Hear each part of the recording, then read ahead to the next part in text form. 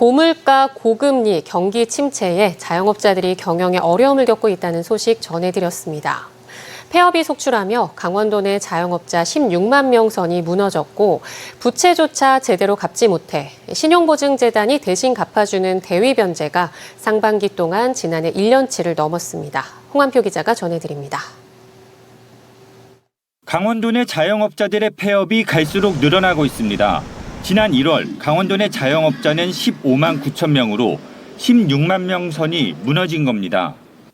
형편이 어려워 부채를 제때 갚지 못하는 자영업자들이 지난해보다 크게 늘었습니다. 더불어민주당 양부남 국회의원에 따르면 올해 상반기 신용보증재단이 대신 빚을 갚아주는 강원도 내 대위 변제 건수는 3,267건으로 지난해 1년치 3,171건을 넘어섰습니다. 변제액도 상반기 537억 원으로 지난해 1년치 547억 원에 육박하고 있습니다.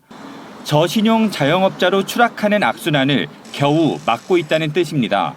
대위 변제를 통해 대출 부실이 발생했을 때 보증기관이 대신 상환함으로써 채권자인 은행의 손실을 최소화하고 채무자인 소기업, 소상공인의 재무 부담을 완화하는 효과가 있습니다.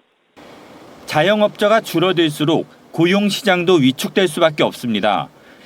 6월 도소매 숙박 음식점업 취업자는 15만 6천 명으로 1년 전보다 12.1% 줄었습니다. 역대 6월 최대 감소폭을 보이며 지역 경제에 어두운 그림자를 비추는 겁니다. 코로나19로 인한 정책 자금 지원, 이후 고물가와 고금리, 최저임금 인상 등 자영업자를 옥죄는 상황이 계속되고 있습니다.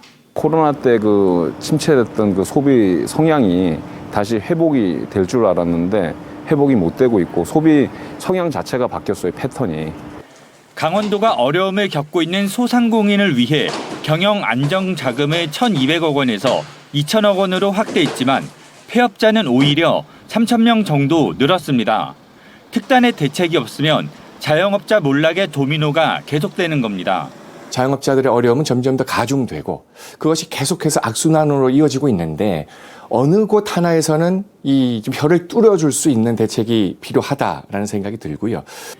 코로나 이후 4에서 6%의 성장세를 보이던 국내 민간 소비 증가율이 지난해 2분기 이후 1%대 이하로 급격히 위축되며 자영업자 몰락의 속도도 그만큼 빨라지고 있습니다. MBC 뉴스 홍한표입니다.